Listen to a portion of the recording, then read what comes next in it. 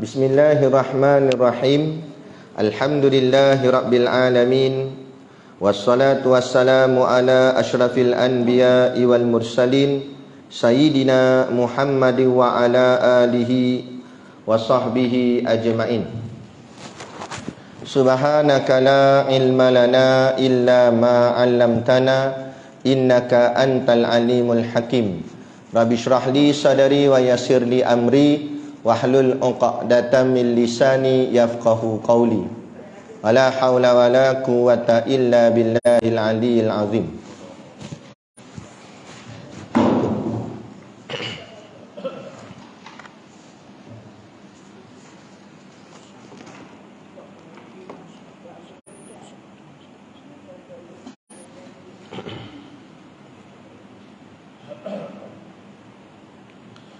Qala Allah subhanahu wa ta'ala fil Qur'anil Karim, a'udzu billahi minasy syaithanir rajim.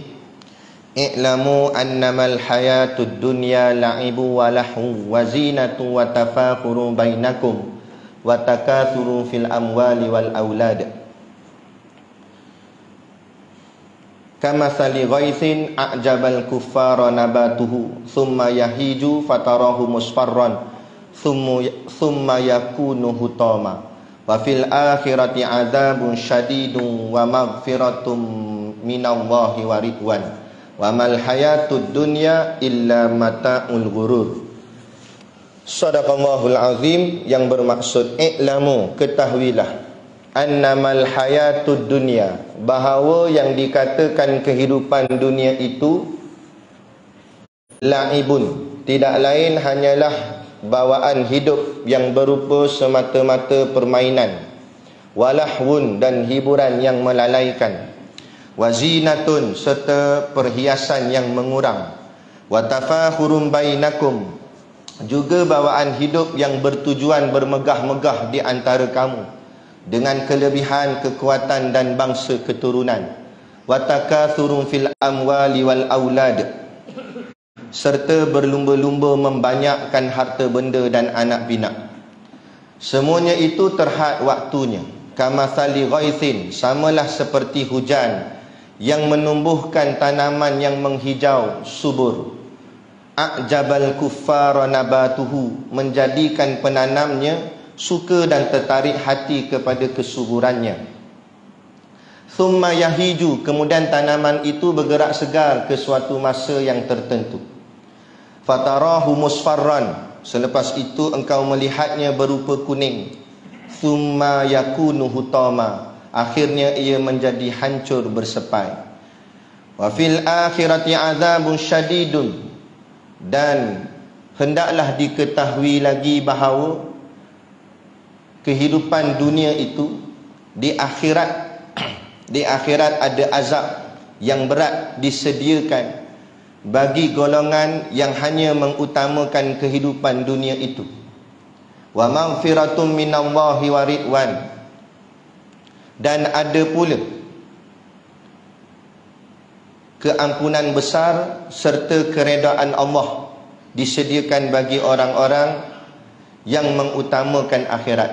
Wa mal hayatud dunya illa mata'ul ghurur, dan ingatlah bahawa kehidupan dunia itu tidak lain hanyalah kesenangan bagi orang-orang yang terpedaya.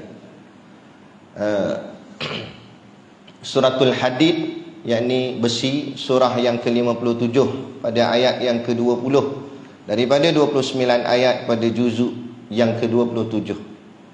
Dan lagi dalam satu hadis Nabi yang berbunyi, anna Aba Hurairah radhiyallahu anhu qala, sami'tu Rasulullah sallallahu alaihi wasallam yaqulu, la yazalul qalbul kabir syaba fitnataini fi hubbid dunya wa tulil amal, atau kama qala rawahu Imamul Bukhari. Mafhum hadis. Anna Aba Hurairah radhiyallahu anhu qala, bahawa Abu Hurairah radhiyallahu anhu berkata, sami'tu Rasulullah sallallahu alaihi wasallam yaqulu, Saya mendengar Rasulullah sallallahu alaihi wasallam bersabda, la yazalu qalbul kabir syaba fitnataini. Hati orang tua masih tetap berjiwa muda dalam dua perkara. Fi hubbid dunya wa tulil amal, iaitu mencintai dunia dan panjang angan-angan. Hadis riwayat Imam Al-Bukhari. Dan lagi berkata hukama, man ta'anna nala ma tamanna. Barang siapa yang berhati-hati, maka dia akan mendapatkan apa yang dia impikan. Pertama-tama sekali kita merafakkan setinggi-tinggi kesyukuran kehadраtillah subhanahu wa ta'ala, yang dengan limpah dan kurnianya diizin oleh Allah subhanahu wa ta'ala kepada kita pada malam ini untuk kita berada di dalam rumah Allah. Dengan kekuasaannya yang menjadikan kita dapat menunaikan solat fardu maghrib secara berjemaah, dan juga menjadikan kita dari kalangan ahli-ahli ilmunya yang meletakkan kita di dalam majlis yang disebut oleh baginda Nabi SAW dengan panggilan Raudatul Jannah, yakni taman-taman syurga. Maka moga harapan kita di dunia Allah izinkan kita berada di dalam taman-taman syurga Allah, maka nanti di hari akhirat Allah mengizinkan kita berada di dalam syurga Allah secara hakiki dan abadi, insya-Allah. Amin ya rabbal alamin. Yang saya hormati pengerusi masjid dan seluruh saf kepimpinannya, para imam, para bilal, tuan-tuan syiah yang tak dapat kita nak sebutkan namanya satu persatu, yang amat-amat disanjungi, para asatizah, alim-alim ulama, tuan-tuan guru, ustaz ataupun ustazah yang hadir pada malam ini, mohonlah ditegur kepada hamba yang fakir dalam bidang ilmu ini, sekiranya apa yang disampaikan dan dikongsikan ada salah dan silapnya. Yang kita kasihi ayah-ayah, ibu-ibu, pemuda-pemudi muslimin dan muslimat yang dirahmati Allah sekalian. Kita sambung di muka surat 16. Bermula, barang yang masuk di dalam katanya. 10 daripada bawah. 1, 2, 3, 4, 5, 6, 7, 8, 9, 10. Baik. 10 ke 9? Oh, bermula, barang yang masuk di dalam tuntut perbuat. Okey, baik. Qala al-muallifu rahimahullahu ta'ala, wa nafa'ana wa iyyakum bi ulumihi fid daraini amin ya rabbal alamin. Kata pengarang kitab, muka surat 16, 9 baris daripada bawah. Bermula, barang yang masuk di dalam tuntut perbuat, iaitu dua bahagi. Pertamanya wajib, keduanya sunat. Dan barang yang masuk di dalam tuntut tinggal, itu dua bahagi pula. Pertamanya haram, keduanya makruh. Dan barang yang harus satu, maka jadilah jumlah yang tersebut itu 5 perkara yang dinamakan dia hukum taklif. Baik. Ini termasuk dalam kategori namanya hukum syarak. Sekali lagi lah kita ingat, hukum dalam Islam ada 3. Hukum dalam Islam ada 3, iaitu hukum adat, hukum akal dan hukum syarak. Mana satu dulu sebut pun tak apa, janji 3 tu. Hukum adat, hukum akal, hukum syarak. Hukum adat bukan adat Melayu tu, bukan. Hukum adat ni maksudnya adat kebiasaan. Biasanya apa berlaku? Contoh, adat biasanya bila mendung pasti hujan. Itu panggil adat lah tu. Maknanya benda yang kebiasaannya berlaku. Ada api, kebiasaannya akan menghangus atau membakar. Itu adat lah tu. Itu hukum adat. Kemudian hukum akal. Hukum akal ni bersabit dengan akidah, tauhid, yakni yakin bahawa segala kekuasaan itu hanya Allah. Tu hukum akal, yakni akal kita yang waras berfikir. Fikir tak ada kuasa lain melainkan kuasa itu semata-mata Allah. Kemudian yang ketiga ni iaitu hukum syarak. Hukum syarak ni makna kata hukum yang bersabit dengan soal pahala dan dosa. Hukum dalam sudut perbuatan kita, dalam sudut ibadat kita dan sebagainya. Maka hukum syarak itu pula terbahagi kepada 5. Yang ni yang dibicara ni. Mula-mula dia pecah dua dulu. Pecah kepada 3 juga. Silap, bukan sekali lagi hukum syarak ni dari segi besar dia ada 3 bahagian. Kalau ikut hukumnya ada 5, tapi bahagiannya ada 3. Yang pertama bahagian tuntut perbuat, dia kata. Ni dia kata sini, bermula barang yang masuk di dalam tuntut perbuat, maknanya kamu disuruh buat. Ada hukum yang Allah suruh buat, iaitu 2 bahagi. Pertamanya wajib, keduanya sunat. Beza wajib dengan sunat, dua-dua ni suruh buat. Wajib pun suruh buat, sunat pun suruh buat. Tetapi wajib tu suruh buat, kalau tak buat diazab. Adapun sunat suruh buat, tapi kalau tak buat tak diazab. Itu beza. Jadi makna bila sebut wajib, tak dapat tidak. Mu suka ke tak suka, wajib kena buat. Adapun sunat, dia masih lagi ada bentuk pilihan. Kalau tak buat pun tak adalah sampai diazab, tetapi Allah tetap suruh buat. Suruh buat itu makna galak buat, digalakkan buat. Baik. Sebab tu ahli sufi, mereka memandang bahawa benda sunat ni pun tuntutan disuruh Allah. Sebab apa? Sebab disuruh buat. Cumanya bezanya azab dengan tak azab. Jadi mereka ni ahli sufi, wali-wali Allah, alim ulama kita, mereka tak pandang soal azab tu, mereka pandang soal suruh ke tak suruh.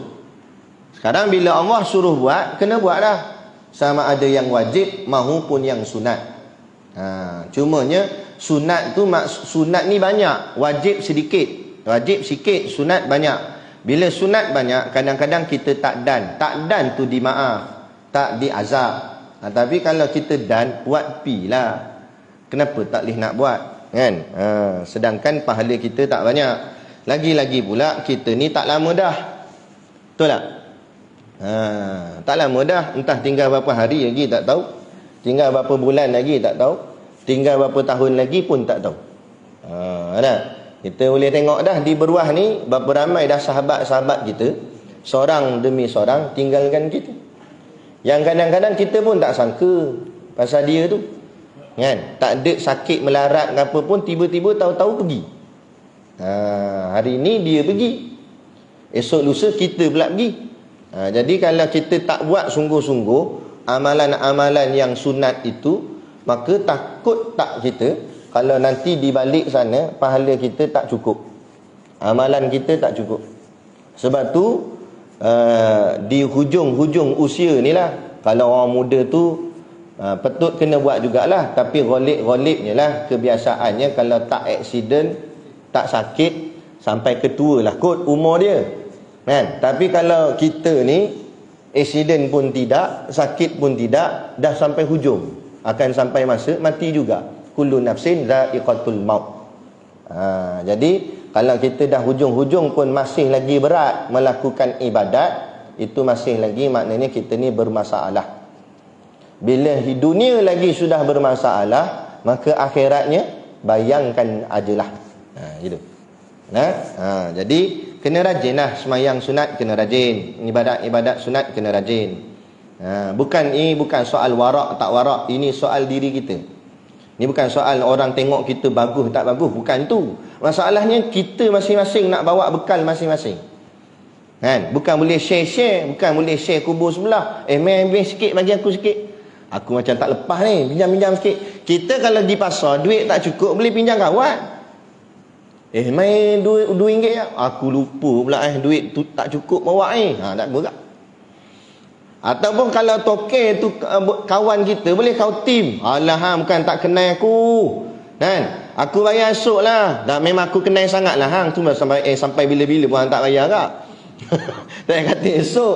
Nah, 2 tahun lepas lagi hang tak bayar dah. Kata, tak apa lagi boleh kau tim sebab kawan. Tapi kita masuk dalam lubang kubur nanti, muka nakir tu siapa dia? Jiran rumah sebelah kita ke benda? Kan? Pak menakan kita, anak saudara kita. Kalau begitu boleh tahan kira. Kan? Kita tak kenal dia, tapi dia kenal kita.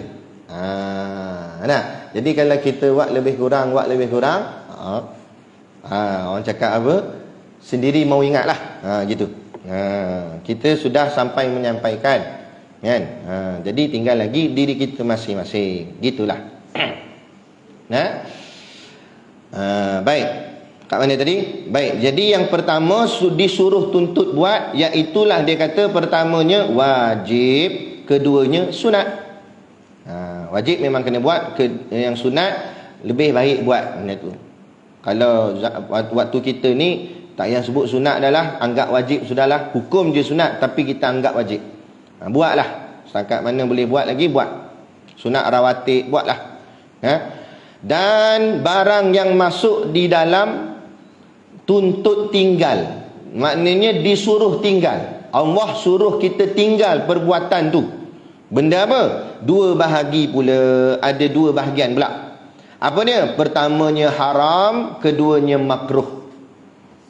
Pertama haram, kedua makruh. Haram itu suruh tinggal dengan suruhan yang kuat. Kalau mu tak tinggal juga, aku azabmu. Macam tu. Itu makna haram. Sebab tu apa yang Allah haram, Allah akan ancam dia dengan azab. Tu kategori haram. Kalau Allah larang, jangan buat. Kemudian Allah kata, kalau mu buat juga, aku azabmu. Maka hukumnya jadi haram. Dia bukan ayat Quran tu kata, innal haram. Bukan ayat tu sebut haram. Tapi ulama' menetapkan ia haram ke, ia wajib ke, tengok pada ayat. Kalau Allah suruh buat, kemudian kalau tak buat, Allah ancam dengan azab, maka hukumnya jadi wajib. Kalau Allah suruh buat, tapi Allah tak ancam dengan azab, itu sunat. Kalau Allah suruh tinggal, Allah kata jangan buat, kalau mau buat juga aku azab, itu namanya haram. Kalau Allah kata jangan buat, tapi Allah tak kata pun, kalau kita buat Allah tak kata apa pun, itu namanya makruh. Macam tu cara ulama' tetapkan hukum. Macam tu. Bukan pada ayat tu sebut ini wajib, ini sunat, ini makruh, ini haram. Tak. Wajib, sunat, makruh, haram tu ulama' letakkan perkataan tu, letakkan wajib, letakkan sunat, letakkan makruh, letakkan haram. Berdasarkan apa? Berdasarkan tengok pada ayat tersebut. Ayat suruh tu suruh yang macam mana? Ayat larang tu larang yang macam mana? Macam tu. Jadi larangan haram itu larangan yang ada ancaman. Makna kalau kamu tak tinggal juga benda tu, aku azab kamu. Macam tu. Itu maknanya adalah perbuatan yang haram. Contoh, Allah larang kita berjudi. Allah larang kita berzina. Kalau mau buat juga, aku azab kamu gini dalam neraka Jahannam gini. Maka ada ancaman tu, hukumnya tu diangkat menjadi haram. Gitu. Yang keduanya makruh. Makruh ni asal kataan dia karaha. Karaha tu makna benci. Makruhun yang dibenci Allah. Itu makna makruh, yang dibenci. Jadi perbuatan makruh ni Allah larang juga. Mu jangan buat. Macam Nabi pernah tegur sahabat, kan? Tak suka kepada makan bawang. Tapi kalau makan juga tak ada pun ancaman azab. Tak ada pun siapa makan bawang masuk neraka. Tak ada. Jadi larangan itu berbentuk makruh, tidak sampai haram. Tetapi ia tetap larangan. Bagi orang biasa macam tu lah, dia kata alah ustaz, makruh je pun. Tapi kalau ahli sufi, wali-wali Allah, ulama-ulama, mereka yang kuat hubungannya dengan Allah, bukan masalah azab tak azab, masalah Allah larang ke tak larang. Okey, Allah larang. Larang tinggal. Jangan buat. Tu. Dia masalah ni sekarang larang ke tak larang? Bukan soal azab tak azab. Azab tak azab tu nombor 2. Soalnya larang tak larang. Contoh macam kita begini. Anak yang menjaga hubungan baik dengan mak ayah dia, dia akan buat apa saja mak ayah dia suruh, dia akan tinggal apa saja mak ayah dia larang. Sekalipun apa yang mak ayah dia suruh tu mak ayah dia bagi imbuhan, bagi sesuatu ataupun tak bagi sesuatu. Contoh macam kita zaman budak-budak lah, mak kita suruh pergi beli santan dekat kedai. Pergi beli santan, kita beli. Balik-balik ada baki 50 sen. Kita pun bagi balik lah. Mak kata tak apa, 50 sen tu upah untuk hang. Kita pun terima. Itu ada balas. Ada kadang-kadang kita pergi beli barang apa semua, kan, mak kita suruh buat sesuatu benda ataupun suruh beli apa-apa ke, tapi mak kita tak bagi apa-apa pun balasan. Tetap kita kena buat. Sebab apa? Sebab anak yang soleh, anak yang taat perintah mak ayah, dia tak mengharapkan balasan daripada mak ayah dia. Begitu juga larangan. Mak dia kata jangan buat. Kalau mau buat, mak pukul kamu, mak rotan kamu. Itu ada ancaman rotan di situ. Ada kadang-kadang mak kita kata, mak tak bersuka hampir rumah Joyah tu, contohlah. Kita pergi juga. Bila kita pergi, mak kita tak pukul kita. Tapi persoalan yang timbul, mak kita sakit tak hati? Mak kita terasa tak di hati dia? Sebab kita buat benda yang dia larang. Walaupun dia tak balas kita, dia tak pukul kita, dia tak cubit kita. Begitu jugalah dalam masalah makruh. Sekarang ni masalahnya larang ke tak larang? Larang, walaupun tak dihukum azab. Bagi orang yang jaga hubungannya dengan Allah, dia takkan buat perbuatan makruh, apatah lagi yang haram. Sebab bukan soal Allah balas tak balas, soalnya takut nak, orang cakap apa, mengecewakan Tuhan. Bukanlah Allah tu jadi kecewa, tidak. Allah tak akan kecewa dengan kita pun, sebab Allah bukan ada perasaan. Tapi kita ni, hubungan kita dengan Allah tu, hablum minallah, kita jaga hubungan kita dengan Allah. Sebab tu mereka ahli sufi, wali-wali Allah, alim-alim ulama, mereka jaga sungguh hubungan mereka dengan Allah. Jaga sungguh. Sebab itulah mereka minta apa saja pun dapat. Kuat, makbul doa mereka tu. Sebab apa? Sebab jenis taat. Macam anak yang taat sungguh pada mak ayah dia, kan? Cakap sikit mak bagi, cakap sikit ayah bagi. Sebab anak baik, anak soleh. Cuma jenis anak degil. Jadi payahlah, minta tu payah nak dapat. Jadi janganlah kita jadi hamba yang degil. Menyebabkan nanti permintaan kita jadi susah, kan? Gitu. Haram, keduanya makruh. Selesai. Dah berapa dah? 4. Wajib, sunat, haram, makruh. Dan barang yang harus. Barang yang harus. Apa makna harus? Makna harus ni Allah tak kisah pun. Hang nak buat pun tak apa, tak nak buat pun tak apa. Macam tu makna harus. Maknanya Allah tak marah pun. Membuat pun Allah tak marah, mu tak buat pun Allah tak marah. Gitu. Dan macam kita nak pergi, macam kalau kaitkan dengan hubungan dengan mak ayah tadi, macam seorang anak dia nak pergi main bola, tiba esok dia tak main pula bola, mak dia tak marah pun, pergi main bola pun tak marah, tak pergi main bola pun tak marah. Macam tu. Gitu contoh. Dan barang yang harus satu sahaja. Harus ni satu je. Jadi semua sekali ada berapa? Maka jadilah jumlah yang tersebut itu 5 perkara. Apa 5 perkara? Wajib, sunat, haram, makruh, harus. Gitu. Yang dinamakan dia hukum taklif. Nama 5 hukum ni, nama dia taklif. Taklif. Jadi kalau orang tanya taklif benda, jangan sampai tak erti. Kita orang Islam. Orang kafir tak erti, tak usah peduli nama pun dia kafir. Orang Islam pun tak erti. Malu kan? Kena pula umur dah berusia dah, tapi tak erti lagi taklif tu benda. Jenuh kita. Taklif. Jadi apa tu bila orang sebut hukum taklif tu benda? Hukum taklif tu hukum syarak, yakni wajib, sunat, harus, makruh, haram. Itulah nama dia hukum taklif, ataupun ada juga orang sebut taklifi, sama. Gitu. Taklif ni ambil daripada perkataan apa? Kalaf. Kalaf, kaf lam fa. Kalaf tu makna apa? Kalaf tu makna beban. Taklif bebanan. Makna hukum ni dibebankan ke atas orang itu. Wajib tu jadi beban pada dia. Nak tak nak pun kena buat. Sunat tu jadi beban. Harus tu jadi beban. Makruh tu jadi beban. Haram tu jadi beban. Beban-beban tu dengan makna tanggungjawab yang mesti dipikul. Macam tu.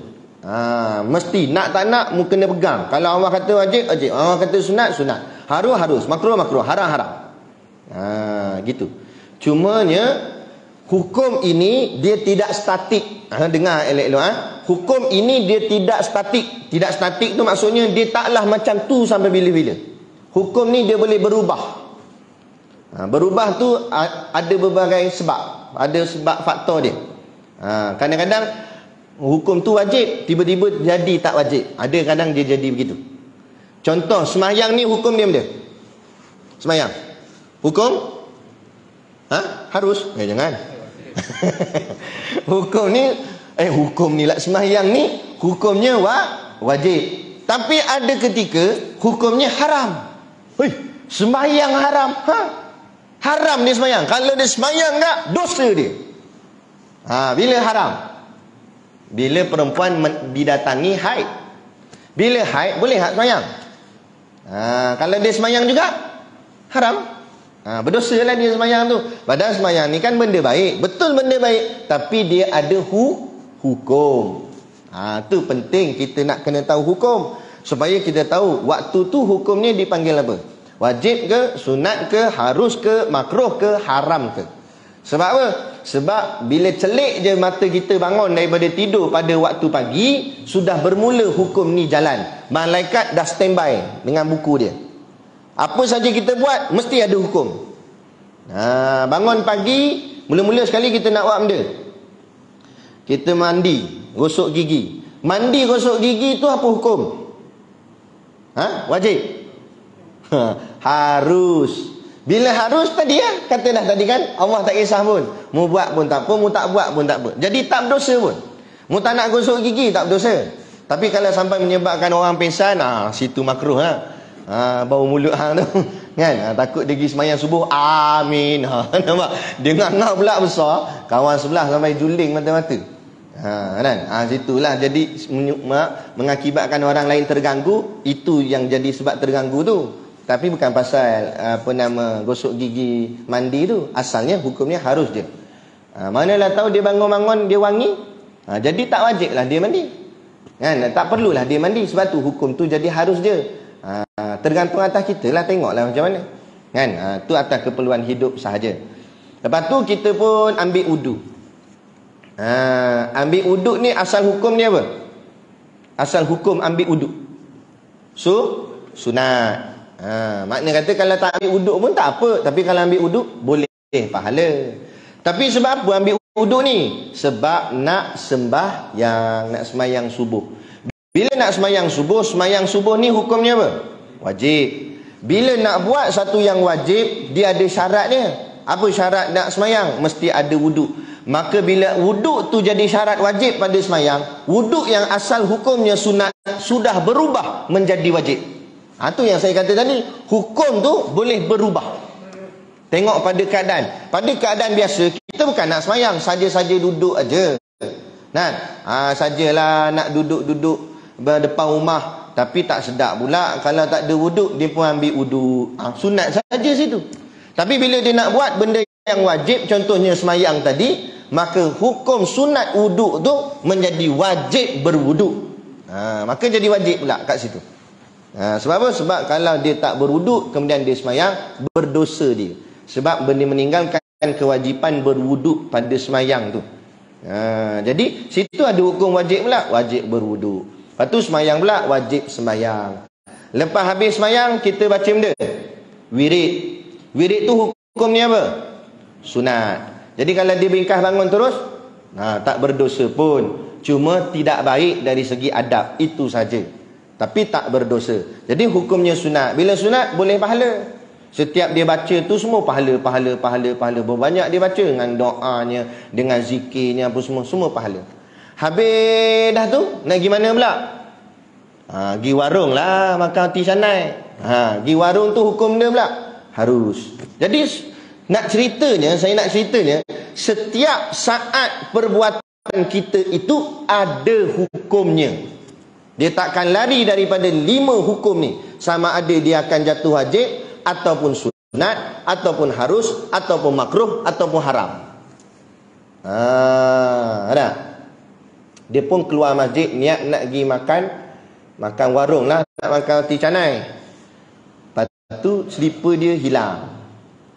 Dia pun selipar aku hilang. Dah halang-halang hilang, aku curi selipar orang. Dia pun pakai selipar orang. Ambil selipar orang tanpa izin tadi hukumnya mana? Haram. Tapi ada tak orang buat? Ada. Macam mana cerita? Haram tu. Dosa tu. Bukan dosa kecil tu. Hukum mencuri ni benda. Ada tak hudud hukum curi? Tu. Bukan benda kecil walaupun selipar. Nak ceritanya perbuatannya tu mencuri. Situ dah berdosa. Dia pun berjalan. Setiap langkahnya tu berdosa. Selagi mana selipar tu kat dia tak pulang balik dan orang tuan selipar orang cakap tak maafkan dia, selagi tu dia berjalan sepanjang masa, sepanjang detik, sepanjang saat, semuanya berdosa. Dosa sampai kedai. Esok tak pulang lagi, dosa. Lusa tak pulang lagi, sampai dia mati tak pulang-pulang. Dosa sampai mati. Tu baru cerita selipar, belum cerita lain lagi. Kan? Lepas tu dia pun berjalan lah tadi dengan selipar haram dia tu. Nampak? Dia pun berjalan sampai dekat kedai makan. Kedai makan order roti canai dengan teh panas. Ataupun teh tarik gelas. Okey. Makan-makan, sementara tunggu roti tak sampai lagi, dia pun keluarlah sekotak. Apa dia? Sebatang rokok. Dia pun hisap. Apa hukum hisap rokok? Okey. Geng-geng depan kata haram. Tak apalah, kita ambil pandangan yang rendah sikit, makruh. Situ jadi makruh pula hukum dia. Kalau haram lah, siapa nak pegang haram okey. Sebab ni ada khilaf ulama. Tak apa. Kan? Jadi makruh situ. Nak ceritanya tadi saya kata, semua tu ada hukum. Jadi jangan kita buat sesuka hati. Sebab dia bersabit dengan hukum. Sebab apa? Bila bersabit dengan hukum? Bila sabit dengan hukum, sabit pula dengan pahala dosa. Bila sabit pahala dosa, sabit pula dengan timbangan di yaumul mahsyar nanti. Bila sabit dengan timbangan pula, sabit dengan apa pula? Syurga atau neraka. Sebab tu jangan kita pandang ringan. Apa saja kita buat. Sebab semuanya ada hukum di situ. Jangan buat tak kisah. Buat tak kisah ni orang kafir. Acau mutu sami, dia buat tak kisah lantak ke dia. Sebab tu dia kencing diri je. Kencing diri je. Basuh pun tidak, lap dengan tisu. Itu pun lebih kurang aja. Kita pun buat gitu gak. Saya kadang-kadang kita pergi kuliah mana kan, singgah RNR apa sebagainya, ada orang kita Melayu Islam kencing diri dekat bahagian luar tu. Satu dah lah tak erti malu. Kan? Buka seluar depan orang ramai, tak ada tutup, aurat terbuka. Yang kedua, kencingnya pula berdiri. Yang ketiga, macam mana dia basuh? Macam mana dia basuh? Siapa boleh tolong beritahu saya macam mana dia basuh? Kalau dia beritahu, maknanya dia buat. Macam mana dia basuh? Sebab situ tak ada pahet. Setahu saya lah. Pahet kat dalam. Nampak? Tu Allah, sedih lah kita. Kalau kita kata nak jadi kafir ke? Dia marah. Amboi, sedapnya kafirkan orang. Tak, saya tak kata kamu kafir. Tapi mu buat begini nak jadi macam orang kafir ke? Orang kafir tak apa, sebab dia tak erti hukum. Dia kan belajar bab hukum. Kita orang Islam kan, ada hukum. Apa jadi tu? Bila najis tu tak betul-betul bersih. Kita duduk pakai seluar. Akhirnya berjalan-jalan, ada percikan air kencing tadi, pok terkena pada seluar. Dah seluar tu pula sekarang bernajis. Macam mana? Lepas tu kita pergi masuk surau nak semayang. Bagus kat ni, dia ni semayang. Semayang dalam keadaan seluar tu bernajis. Sah tak semayang tu? Tak sah pula. Ada. Kena pula balik-balik rumah, tak basuh lagi tu, lepuk dulu. Lagi petang pula pakai pula. Nah, itu jadi macam ni kira. Oh, sebab tu kena tahu. Ini soal hukum. Sebab tu Islam ni dia syumul, dia lengkap. Kena jaga betul-betul lah perkara ni. Kena jaga betul-betul. Maka jadilah jumlah yang tersebut itu 5 perkara yang dinamakan dia hukum taklif. Okey, selesai. Dan bermula barang yang masuk di dalam katanya, perbuatan yang dihantar bagi keduanya, iaitu 5 perkara pula yang dinamakan dia hukum wad'i. Ini apa benda pula ni? Okey. Hukum taklifi tadi ada 5 tadi kan? Wajib, sunat, harus, makruh, haram. Setiap satu ni dalam dia pula pecah lagi 5. Wajib pecah 5, sunat pecah 5, harus pecah 5, makruh pecah 5, haram pecah 5. Macam tu. Yang pecah 5 tu panggil wad'i pula nama dia. Wad'i. Nama hukum tu. Tadi kalau 5 tadi namanya taklif. Pecah 5 tu pula namanya wad'i. Wad'i. Okey? Jadi kalau ikut jumlahnya berapa? 5 kali 5 25 hukum lah kalau ikutkan. Gitu. Sebab dia pecah 5. Gitu. Iaitu dia kata apa yang 5 tu? Yang pertama sebab. Contoh tadi saya buat tunjuk contoh nak bagi faham. Hukum wajib. Apa sebab wajib? Tu dia kena tahu sebab tu. Wajib tu sebabnya apa? Okey, sebab. Yang kedua syarat. Bila wajib dia ada syarat dia. Syarat wajib tu apa dia? Kemudian yang ketiga apa? Manik. Dia ada manik pada wajib tu. Manik ni maksudnya penghalang. Penghalang untuk menjadikan wajib. Contoh macam tadi. Asal hukum sembahyang itu wajib. Tetapi ada manik, penghalang. Apa manik? Haid. Haid tu jadi manik kepada terhalangnya solat. Maka wajib berubah jadi haram. Sebab ada manik tadi. Gitu manik, nama manik. Yang keempat, sah. Wajibnya tu sah ke tidak? Yang ke-5, yang terakhir, batal. Wajibnya itu batal ke tidak? Macam tu. Jadi setiap hukum ni tadi dia ada pecah 5 ni pula, iaitu sebabnya, syaratnya, kemudian apa lagi tadi? Maniknya, sahnya, batalnya. Begitu juga dengan sunat. Dia ada sunat ni pun ada sebab sunat, ada syarat sunat, ada apa nama manik sunat, ada sah sunat, ada batal sunat. Begitu juga harus, begitu juga makruh, begitu juga haram. Okey, boleh. Nanti dia akan pergi satu-satu, jangan risau. Ni saya cerita sekali lalu je dulu. Baik, yang dihantar akan dia bagi hukum taklif yang 5 dahulu. Maksudnya 5 hukum wad'i ni itulah untuk nak menetapkan 5 hukum yang taklif tadi. Gitu. Okey, baik.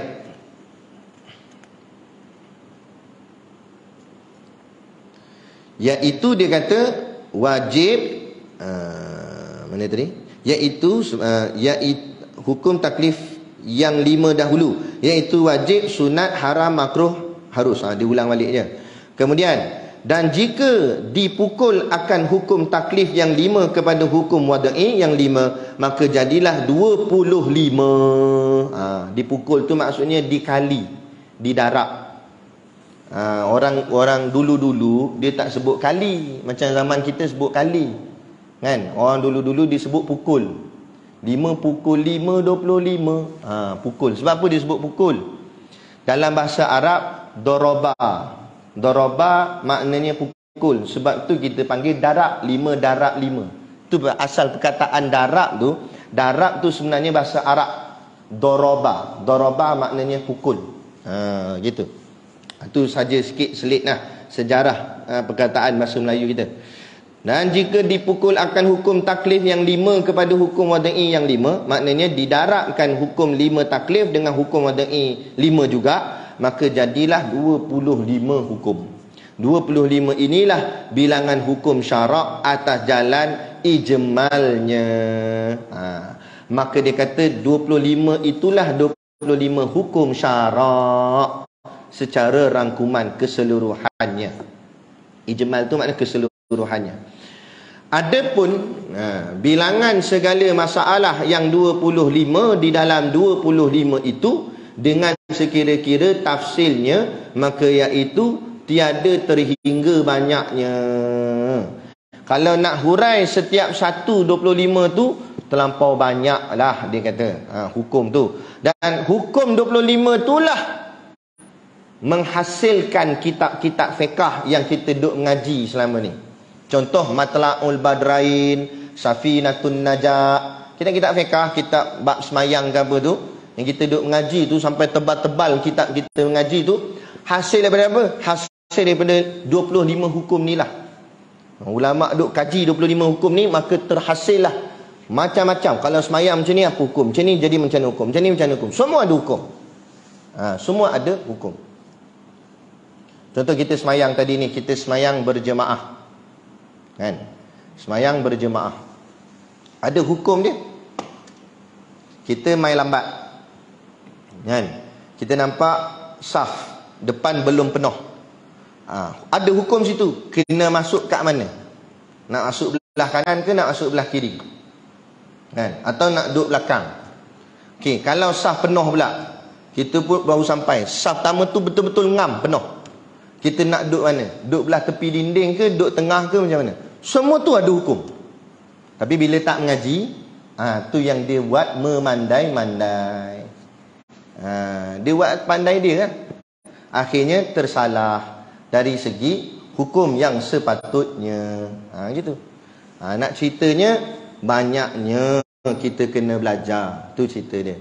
Tapi itulah, minta maaf cakap, kan, bila kita renung balik kehidupan kita sejak daripada kita lahir sampailah sekarang, cuba kita tepuk dada kita, tanya diri kita balik, apa yang dah aku buat atas muka bumi ini.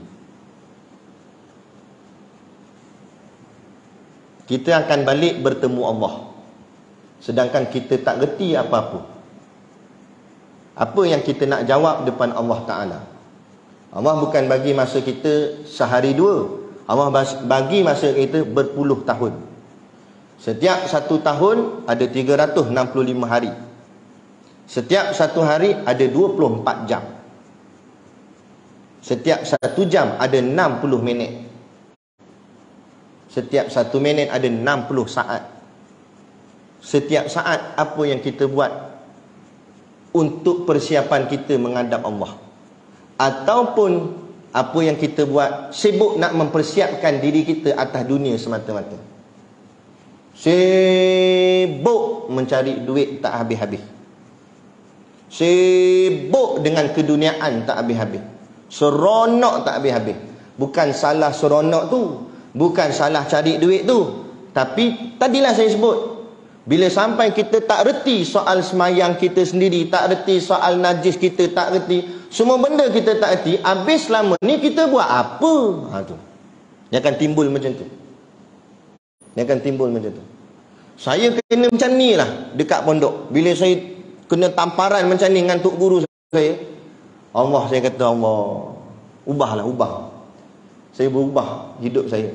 Tinggal habis lah duduk di pondok. Bukan saya suruh tuan-tuan semua tinggal kerja lepas duduk pondok, tidak. Tapi sekurang-kurangnya hadirlah majlis ilmu, supaya kita dengar, oh macam ni tak boleh, oh macam ni salah, oh macam ni yang betul. Ini sampai ke sudah kita tak tahu ke benda dah. Lepas tu balik nanti nak cakap apa dengan Allah, nak kata apa dengan Allah, nak tunjuk apa dengan Allah, nak bawa apa pada Allah. Sedangkan kita semua akan balik. Kalau ada yang tak balik, tak apa, senang cerita. Tak, masalahnya semua pergi, termasuk saya, kan? Gitu. Jadi kita buatlah perubahan, bukan untuk orang lain, tapi untuk diri kita sendiri. Bukan tak boleh nak seronok atas dunia, seronok-seronok pilah, tapi janganlah sampai lebih-lebih seronok sampai kita lupa asal usul kita, sampai kita lupa apa sebab Allah cipta kita atas muka bumi. Ingatlah Allah kata, wa ma khalaqtul jinna wal insa illa liya'budun. Taklah aku jadikan jin dan manusia ini melainkan untuk mereka menyembah aku. Menyembah di sini dengan mentaati perintah Allah, kan? Itu untuk buat apa yang Allah suruh kita buat, tapi kita buat ke lain, kita sibuk ke lain. Jadi habis usia hidup kita dengan satu benda yang akhirnya sia-sia, kan? Ni baca Quran pun ada yang tak reti, macam mana tu? Gila, kenalah belajar. Tak apalah, dah usia dah meningkat pun tak apalah, daripada terus meninggal dunia, kan? Jadi kita pergi belajar, tak ada masalah. Malu tak usah malulah. Biar kita malu kat dunia, jangan malu kat akhirat nanti. Malu dunia tak apa. Malu dunia paling-paling kuat pun orang beruah je tahu. Tapi kalau malu akhirat, akan ditayangkan seluruh padang mahsyar tu. Semua orang tengok kita. Masa tu lebih malu lagi, kan? Baik kita malu sekarang tak apa. Orang kata tak reti, orang tua baru nak ngaji. Biar pilah orang nak cakap macam mana pun. Yang penting kita buat perubahan untuk diri kita sendiri. Untuk diri kita sendiri. Sebab kita masuk kubur nanti seorang-seorang, tuan-tuan. Seorang-seorang. Bukan boleh masuk geng ramai-ramai. Seorang-seorang. Kalau dia mati ramai-ramai pun tetap masuknya seorang-seorang. Kubur ya boleh kongsi ramai-ramai, tapi soal jawab muka nakir seorang-seorang. Bukan boleh grouping, tak ada. Kalau grup tak apa gak, kan? Boleh cuik kawan kita sebelah, hang tolong jawab. Ni seorang-seorang kita. Saya teringat ayah saya. Lagi 2 hari dia nak meninggal masa tu. Tapi kita pun tak tahu lagi 2 hari dia nak meninggal. Mana kita nak tahu dah. Cuma dah lepas berlaku tu baru kita teringat benda tu terjadi 2 hari sebelum dia meninggal. Satu hari tu dia nak mandi, dia minta saya mandikan dia. Bawalah dia ke bilik air. Dia tak larat dah. Dia kanser thyroid tahap 4. Badan dia ni habis tinggal tulang saja, kurus. Padahal badan ni orangnya besar. Orangnya gemuk asalnya. Tapi kena penyakit tu kurus habis, tinggal tulang saja. Sampai dia nak duduk atas kursi ni dia tak boleh duduk, dia kena beli macam pelampung kecil tu yang ada angin dalam dia tu kan. Supaya duduk tu jadi lembut. Kalau tidak sakit. Sebab daging tak ada dah, tinggal tulang. Jadi dia nak mandi, masuk dalam bilik air. Tapi mukanya muram aja. Saya tanya kenapa? Ayah nampak muram macam sedih je ni, kenapa? Ayah takut, dia kata. Ayah takut? Ayah takut apa? Ayah takut mati. Ayah tahu, ayah tak lama dah. Tak tinggal berapa hari dah, ayah tak tahulah. Tapi ayah akan mati, ayah tahu. Dia kata. Saya takut alam sana macam mana, dia kata.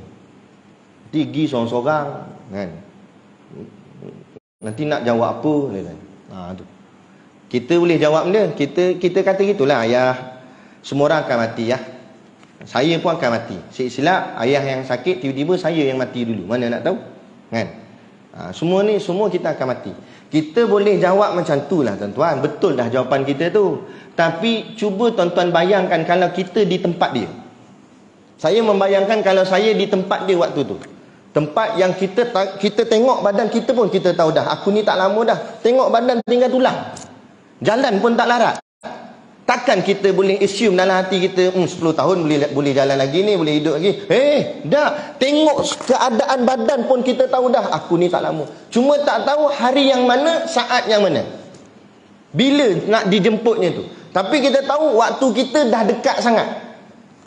Macam mana perasaan waktu tu? Cuba tuan-tuan selami benda tu. Cuba kita rasa betul-betul benda tu. Kalaulah kita ni tinggal 2 hari, apa kita rasa? Kita fikir, aduh macam mana, duduk sana macam mana, dalam kubur tu nanti macam mana, malaikat duduk tanya macam mana, kalau aku tak boleh jawab macam mana. Tu yang Nabi kata, nak ingatkanlah kepada perkara yang memutuskan kelazatan dunia. Yang menyebabkan kita jadi tak hirau ni sebab kita terlalu seronok dengan kehidupan duniawi. Jadi nak bagi kita peringat balik, ingatlah perkara yang memutuskan kelazatan dunia, kata Nabi. Sahabat tanya, ya Rasulullah, apa dia ya Rasulullah? Kata Nabi, al-maut, mati. Kerana mati memutuskan kelazatan dunia. Bila sebut mati, apapun lazatnya dunia akan jadi hilang. Yang manis akan jadi tawar. Macam orang BA lah, banduan akhir. Jatuh hukum gantung sampai mati. Lepas tu mahkamah siap bagi tahu tarikh bila. Lagi dekat dengan tarikh tu agak-agak rasa macam mana hidup ni. Makanan yang sedap tak lagi rasa sedap. Tak ada kelazatan. Ada sahabat saya, dia kerja situ, bahagian pegawai penjara. Dia orang saat akhir, hari terakhir tu dibenarkan untuk beli makanan yang harganya lebih kurang RM6.5. Lebih kurang gitulah, RM7 gitulah. Bawah RM10. Boleh minta nak makan apa saja, nanti wardennya tolong dibeli. Nasi goreng Pattaya ke apa ke. Hari tu hari last, dia pun tahu esok dia nak pergi, esok kena gantung. Kan? Jadi saya tanya, habis kebanyakan diorang tu minta nak beli apa? Kebanyakannya tak minta apa-apa Ustaz. Dia cuma minta Quran aja. Nak makan tak? Tanya. Senyap, cuma geleng kepala senyap. Nak makan apanya lagi, dah tahu esok nak pergi ni. Takut kalau buh nasi depan pun nasi tak boleh masuk dalam mulut. Tak lalu nak makan. Sebab apa? Tahu dah hari nak pergi. Tahu dah dia akan meninggalkan dunia ni selama-lamanya dan takkan boleh patah balik. Kita kalau terlajak sampai Kuala Lumpur, tiba-tiba tertinggal barang. Bukan tertinggal apa, beruh gigi je tertinggal. Padahal boleh beli kat KL tu.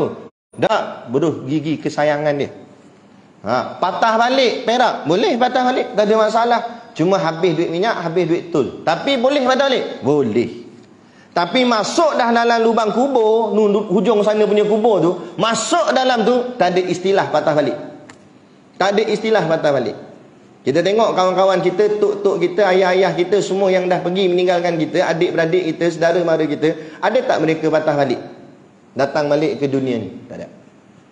Pergi untuk selama-lamanya.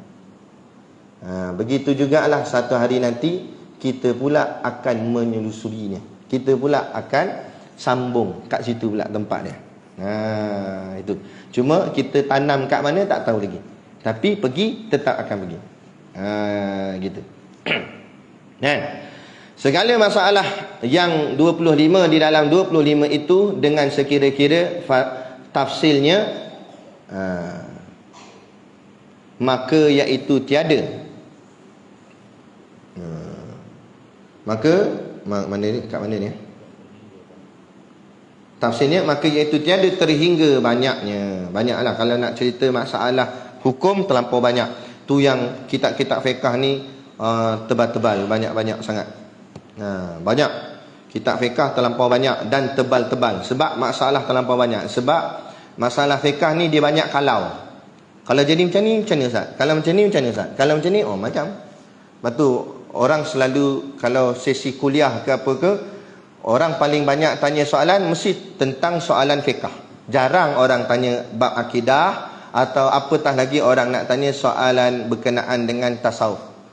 Tapi selalu orang akan tanya soalan mengenai fiqh.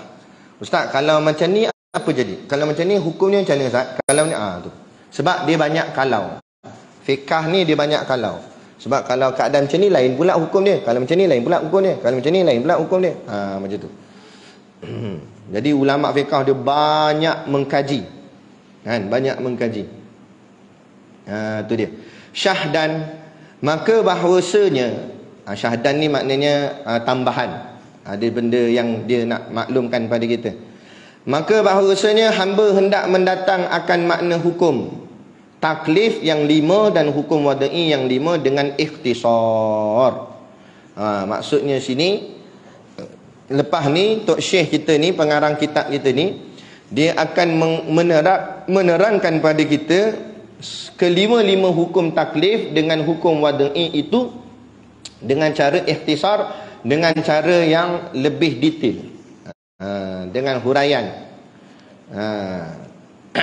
dengan dihuraikan secara ringkas lah, tapi tetap dihuraikan. Gitu. Apa dia? Mana dia tadi ni? Bermula makna wajib. Okey, sekarang dia nak cerita apa tu wajib.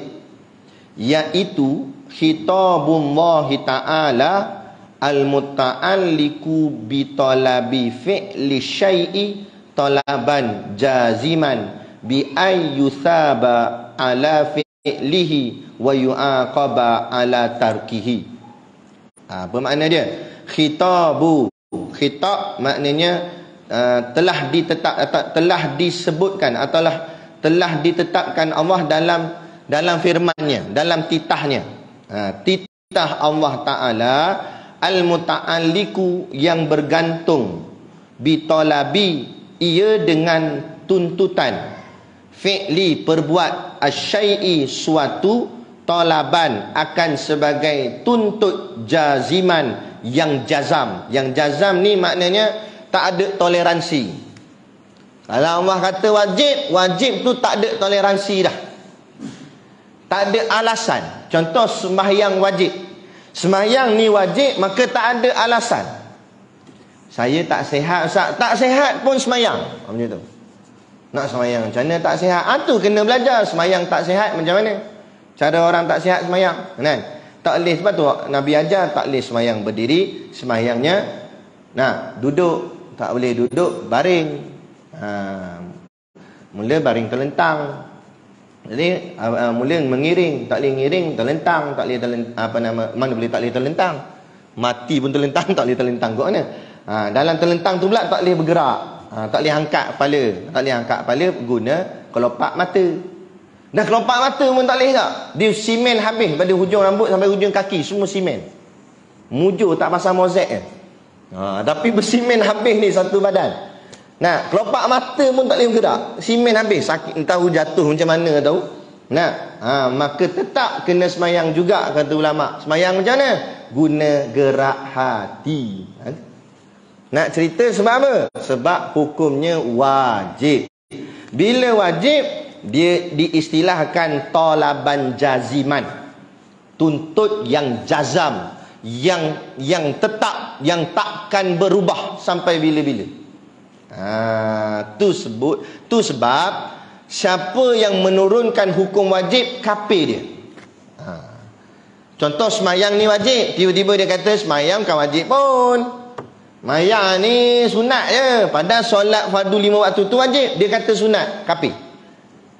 Sebab apa? Sebab barang wajib talaban jaziman, yang tak ada kompromi, tidak ada toleransi. Bila kata tetap wajib, wajib sampai bila-bila. Tak boleh siapa-siapa memperendahkan hukum wajib tu. Perendah hukum wajib, memperendahkan Allah. Memperendahkan Allah, di situ jadi kafir. Jadi rosak akidah dia. Gitu. Itu makna wajib. Artinya titah Allah Ta'ala yang bergantung ia dengan tuntut berbuat, suatu akan sebagai tuntut yang putus. Jaziman tu makna putus, tetap, tak boleh. Makna putus ni makna titik noktah. Tak ada kalau tak ada kalau. Boleh lah Ustaz. Tak ada boleh. Allah kata tak boleh, tak boleh. Macam tu. Tu makna putus. Allah kata wajib. Alah, tapi tak ada ala-ala. Dia macam tu. Itu maksudnya putus yang jaziman tadi tu. Lepas tu tak ada alasan lah. Tak ada alasan. Jangan nak bagi sebarang alasan. Dengan bahawa kemudian lagi kata Tok Syekh, bi ayyusaba, dengan bahawa yusaba diberi akan pahala ala fi'lihi, atas orang yang buat akan dia, wa yu'aqaba, dan diakibatkan, yakni disiksakan ia itu, ala atas tarkihi, orang yang meninggalkan ia. Siapa yang buat diberikan yusab, yakni pahala. Siapa yang tinggal yu'aqab, diberikan siksa. Siksa. Gitu. Dia ada tanda tau. Ada tanda kat dunia lagi. Kadang-kadang kita tengok orang tak semayang ni, hidup dia nampak macam senang lenang juga. Kaya raya, duit banyak, padahal tak semayang. Semayang pun tidak. Kan? Kaya raya, duit banyak, shopping sana sini apa semua, kita tengok, kok mana kita yang semayang ni pun susah miskin. Dia tak semayang kaya raya. Jangan kita cepat bersangka gitu. Nampak je kaya raya, tapi hidupnya tak ada berkat. Apa tanda hidup tak ada berkat? Hidup tak pernah puas. Itulah tak ada berkat. Tak pernah puas, tak pernah cukup dengan apa yang ada. Kan? Sebab apa? Sebab apa tak pernah puas? Sebab hati tak pernah tenang. Tak pernah tenang hati dia. Serabut aja. Nak yang itu, nak yang ini, nak yang itu, nak ni pula, tak dapat ni, nak ni pula, yang ni pula. Tak pernah cukup. Kan? Menggila-gila ia akan dunia ni. Kan? Itu tandanya orang yang hidupnya tak ada berkat. Kita miskin, duit tak banyak, rumah kecil, kereta pun boleh-boleh gitulah. Tapi hidup kita tenang, kita tak serabut kepala, kita tak pening-pening sangat. Adalah sikit-sikit masalah tu adalah, tapi tak adalah serabut sangat, relax-relax gitu sudah. Itulah tanda keberkatan hidup. Hidup kita tenang. Jadi kita kalau diberi pilihan, mu nak 2 juta ke nak tenang? Nak ambil mana? 2 juta tapi serabut. Ambil je 2 juta, sangkut terus heart attack. Sangkut terus darah tinggi. Nampak? Kenapa serabut? Serabut je hidup ni, tak kelang kabut sana, kelang kabut sini. Tapi ada orang, okey tak apalah, tak ada banyak mana pun duit, tapi tenang. Bila tenang, hidupnya pun boleh fikir dengan baik, apa nak buat, boleh rancang elok-elok. Ibarat tenang tak tenang ni, macam tenang ni orang bawa steady je bawa ni. Gitu je. 80 gitu, 60 gitu, relax aja. Masuk simpang dia tengok kanan kiri, itu tenang. Orang yang kelang kabut ni keluar 1/4 bawa jalan dalam ni. Jok-jok nampak pula lembu melintah perik, kelang kabut hidup. Dalam duk kelang kabut begitu, mesti sekali dia akan terkena. Walaupun cekak macam mana pun, laju dia bawa, sekali-sekali mesti akan terpusing kita. Sebab apa? Sebab kelang kabut. Tapi orang kata kan, ada tenang pun kadang orang langgar kita kan, Ustaz? Memanglah. Tapi nak buat macam mana? Yang penting kita dah buat dengan tenang. Yang buat kita bawa dengan tenang, kemudian orang langgar. Yang langgar tu sebab apa? Yang langgar tu tak tenang. Sebab dia kelang kabut hidup dia dah langgar kita. Ada? Tu cerita dia. Jadi hidup perlukan ketenangan. Jadi bukan mengejarkan kemewahan.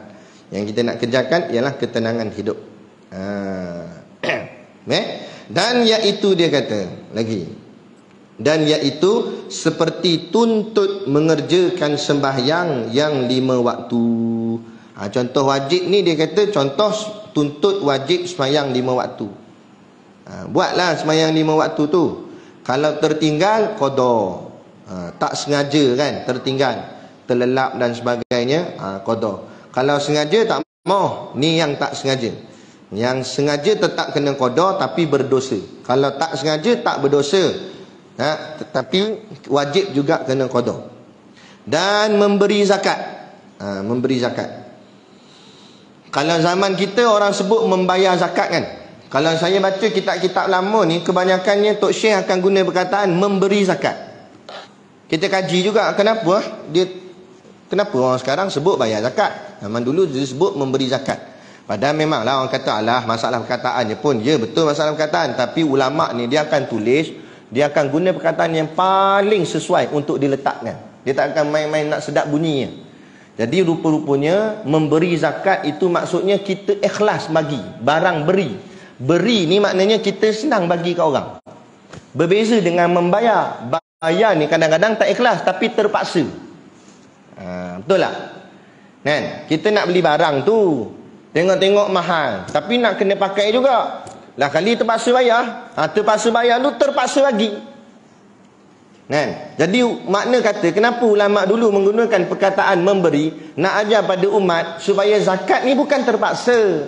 Zakat ni datang daripada hati kita yang ikhlas nak bagi untuk jalan Allah. Allah dah bagi kita rezeki, wa mimma razaqnahum yunfikun.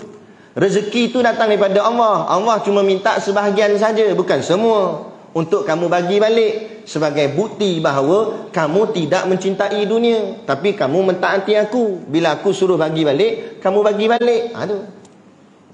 Nak menunjukkan harta bukan kamu punya, aku yang punya. Aku bagi, aku suruh bagi balik. Kalau orang yang yakin ini harta Allah bukan aku yang punya, dia senang nak bagi balik. Tapi kalau ini aku punya, tu yang dia payah tu. Sebab hatinya sudah lekat dunia. Dia sudah jadi cinta dunia. Itu yang jadi masalah tu, jadi berat.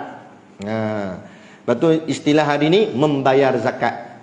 Jadi macam terpaksa kena bayar zakat tu. Jadi kita kembalikanlah istilah-istilah tuk-tuk guru kita yang dulu. Memberi zakat. Bagilah zakat dengan penuh keikhlasan. Yakin kepada Allah, Allah akan membalas dengan balasan yang lebih baik daripada itu. Tanaman kita jadi subur, rezeki kita makin bertambah, anak-anak kita jadi anak soleh-solehah, gitu. Dan puasa bulan Ramadan, contoh lagi barang yang wajib, puasa bulan Ramadan. Tinggal lagi berapa hari je ni? 99 ke 98 hari, lebih kurang gitu. Tak lama dah bulan puasa. Yang mana belum ada tinggal puasa, kena ganti sebelum datangnya ni. Nanti kena ni pula, kena bayar lagi fidyahnya pula. Dan mengerja haji. Bayar apa? Mengerjakan haji. Mengerjakan haji. Kalau tak dan meninggal dah, wajib bahagian waris keluarga ambil daripada harta si mati sebelum difaraidkan, ambil satu bahagian, ikutlah nilai semasa upah haji itu berapa, untuk dibuatkan sebagai upah haji, badal haji. Jangan bila mati nak bagi-bagi terus. Faraid tu sabar dulu, selesaikan. Tengok dulu, yang pertama sekali kena selesaikan hutang. Hutang pula pecah dua. Satu hutang dengan Allah, satu hutang dengan manusia. Pertama hutang dengan Allah dulu. Okey, ada tak dia hutang dengan Allah? Okey, tengok. Ada tak dia tinggal puasa? Ada tinggal puasa tu hutang dengan Allah tu. Kena bayar fidyah puasa. Lagi apa hutang dia lagi? Oh, dia tak sempat buat haji masa hidup. Itu hutang juga tu. Kena buat. Ambil duit dia tadi, buat badal haji, upah haji. Kemudian pula habis dah hutang dengan Allah, hutang dengan manusia pula. Tengok, tanya pula siapa pula ada hutang dengan si mati, ada tak? Tuntut dengan saya, pakai duit tu bayar. Habis dah tu tengok pula ada wasiat tak? Lepas tu barulah selesai dengan faraid. Bagi-bagikan.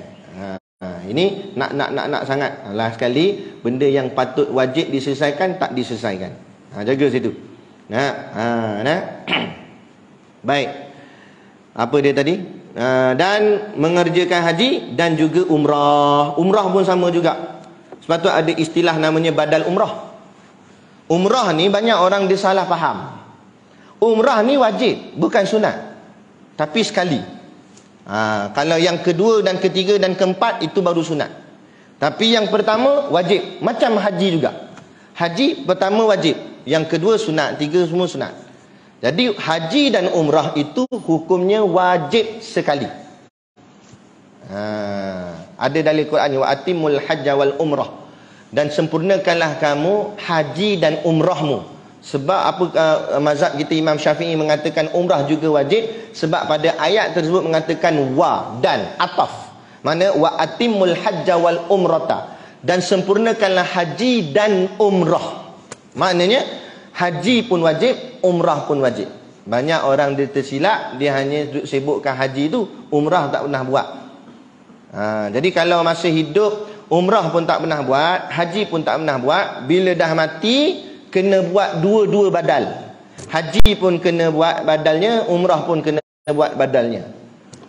Tapi selalunya dalam haji ada umrah. Tu kena belajar pula bab haji tu. Dia ada nama haji, haji qiran, haji tamattu' dengan haji ifrad. Kalau haji tamattu' umrah dulu baru haji. Kalau haji qiran buat serentak haji dan umrah. Kalau haji ifrad dia buat haji dulu. Yang kita takut dia buat haji ifrad. Sebab haji ifrad patutnya dia kena buat haji, lepas tu baru buat umrah. Itu haji ifrad. Tiba-tiba lepas buat haji, umrah tu dia lupa. Dia tak buat. Maka ulama jawab hajinya tetap sah, tetapi umrah belum settle. Jadi umrahnya tetap wajib juga walau sekali. Tapi kalau dia buat haji tamattu' atau haji qiran, tak apa dah, sebab di situ ada umrah dah. Jadi umrahnya selesai, haji pun selesai. Jadi nak kena tahu juga haji yang dia buat tu haji apa. Sebab ada 3 jenis haji. Kena mengaji pula bab haji tu. Tu nak cerita dia. Dia kadang-kadang kan ada orang buat kursus haji kan. Tak payahlah tunggu baru nak buat haji baru nak pergi kursus. Itu yang nanti pergi sana kita tak ingat sebab baru sekali dengar. Sekali dengar macam mana nak ingat semua? Kan tak? Baru sekali itulah pergi kursus, terus hari tahun tu juga pergi haji. Sampai sana jam. Macam mana dah hari tu belajar kursus hari tu? Tu masalah.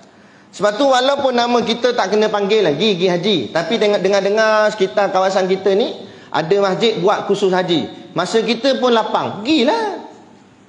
Walaupun katanya pergi hari tu tengok pergi kursus haji, nak pergi haji ke? Tak lagi. Lepas tu pergilah nak belajar. Masalah pergi belajar. Lagi kerap kita belajar, lagi kerap kita dengar, maka benda tu dah ingat sebati dalam kepala. Sok-sok bila pergi haji, ingatlah benda tu. Sebab dah 2, 3, 4 kali kita dengar. Macam ni, tawaf macam ni, pergi lontar jamrah macam ni. Ini baru nak pergi, baru nak ngaji. Tu yang akan jadi masalah. Sama juga macam umrah. Kan? Ada orang nak pergi umrah, baru pergi dengar khusus umrah. Sampai-sampai sana, tak ingat dah. Yang tu tak ingat, ni tak ingat. Akhirnya kena dam. Duit dah lah tak banyak. Lepas tu kena dam. Jadi kan nanti susah ke kita balik. Jadi bila ada orang buat khusus umrah, walaupun kita tak pergi lagi umrah, mungkin tak, orang cakap apa, duitnya belum cukup ke dan sebagainya, tapi bila ada orang buat khusus, pergilah. Sebab khusus tu dia terbuka. Dia tak ada pula kata siapa ni tak boleh masuk. Tak, pergi je. Manfaat itu kan ilmu. Jadi kita belajar. So kita sampai sana, kita reti dah. Saya dulu ada sekali tu bawa seorang jemaah. Mana saya pergi ataupun saya cerita, kadang-kadang dia sambung. Dia tahu. Hukum pun dia reti, tempat-tempat bersejarah pun dia reti juga. Lama saya pergi kat tepi dia. Saya tanya, Haji dah berapa kali dah pergi umrah? Tak Ustaz, ni baru first time. Tapi macam mana Haji tahu apa saya cerita semua? Haji tahu. Haji boleh sambung pula. Haji tahu dah hukum ni pula macam mana. Sebelum pergi saya study habis, dia kata. Saya tengok YouTube, saya belajar, saya dengar orang. Nak ceritanya, kesan daripada dia belajar tu sampai sana semua dia tahu. Walaupun baru first time dia pergi. Kan? Tu kesan belajar tu penting. Ini dah tak mengaji apa, gigi, pening. Dalam masa khusus pula tertidur. Sampai sana, macam mana dah. Kita bukan boleh jaga semua. Seorang mutawif nak jaga kat 40 orang, bukan boleh nak jaga semua. Lala kali kena dam situ, kena dam sini. Kan? Kan jadi masalah situ. Duit dah tak banyak. Memang dam pun mahal juga, kena keluar duit kan. Gitu. Jadi itulah fungsi ilmu. Nak belajar nak. Jadi inilah perkara-perkara yang wajib. Nampak tu? Sebab tu dia sebut umrah sekali masuk dalam perkara wajib. Inilah perkara wajib yang paling asas lah. Banyak lagi, tapi ini paling asas. Semayang 5 waktu, bayar zakat, puasa Ramadan, haji dan umrah. Maka selesai. Itulah maknanya hukum wajib. Pengertiannya dan juga jenis wajibnya itu. Apa yang dikatakan ibadah yang wajib, dia dah cerita semua dah.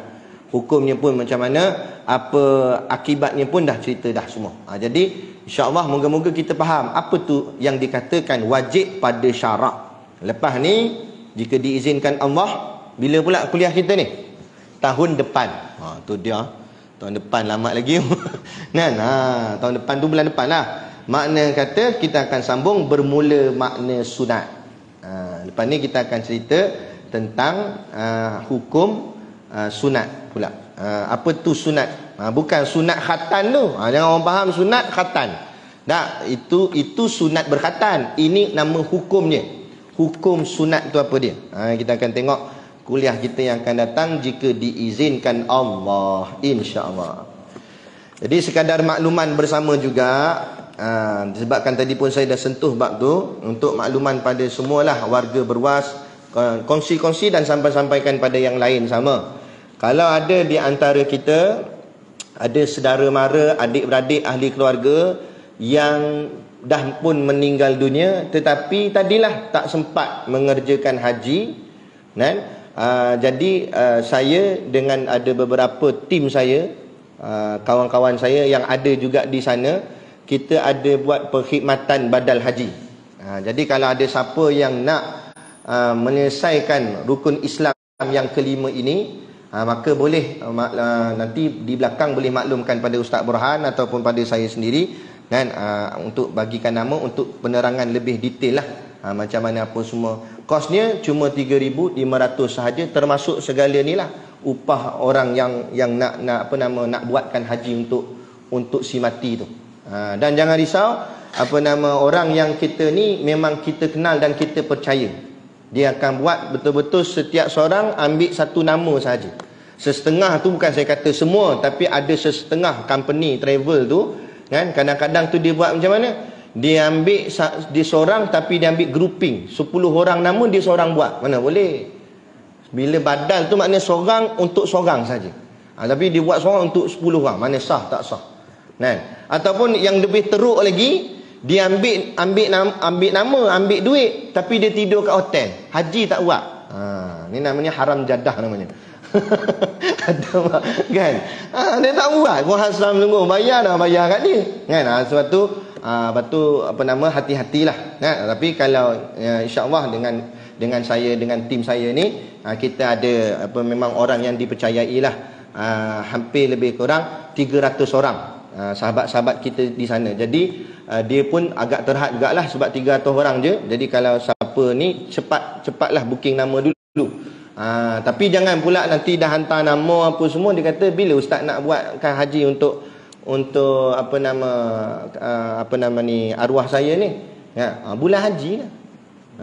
Nanti dia tanya pula, padahal baru Januari dia tanya dah, ustaz dah buat dah haji untuk arwah saya. Lah bila pula nak buat? Buat ni kena bulan haji. Dia tak faham. Kadang ada yang jenis itu. Kalau umrah lain, umrah bila-bila pun boleh buat.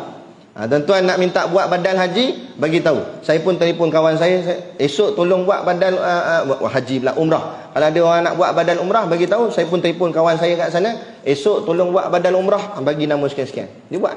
Jadi boleh terus selesai sebab itu umrah. Adapun haji, dia kena tunggu bulan Zulhijjah. Baru dia boleh buat. Dan orang yang nak buat tu pula, dia kena dah selesai buat haji dulu, baru dia boleh ambil upah haji orang. Kalau dia pun tak selesai haji lagi, tak boleh. Gitu. Jadi insya-Allah yang ni dipercayailah. Jadi kalau ada siapa-siapa, sampaikanlah, tolong bagi tahu pada yang lain, saudara mara kita dan sebagainya, untuk kita bantu mereka tu selesaikan rukun Islam yang kelima tu, insya-Allah. Jadi cukup sekadar tu. Wabillahi taufiq wal hidayah. Assalamualaikum warahmatullahi wabarakatuh. A'udzubillahi minasyaitonirrajim. Bismillahirrahmanirrahim. Alhamdulillahirabbil alamin.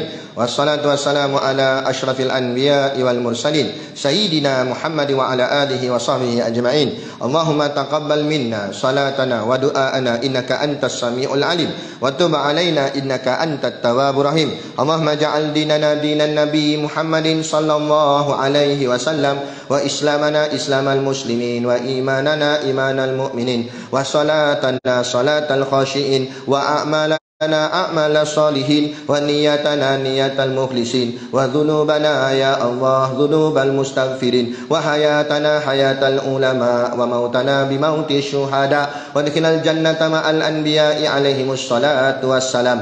Rabbana atina fid dunya hasanah wa fil akhirati hasanah wa qina adzabannar wa qina adzabannar wa qina adzabannar. Wa sallallahu ala khairi khalqihi sayyidina Muhammad wa ala alihi wa sahbihi wa sallam. Subhana rabbika rabbil izzati amma yasifun wa salamun alal mursalin walhamdulillahi rabbil alamin. Amin ya rabbal alamin. Taqabbalallahu minna wa minkum.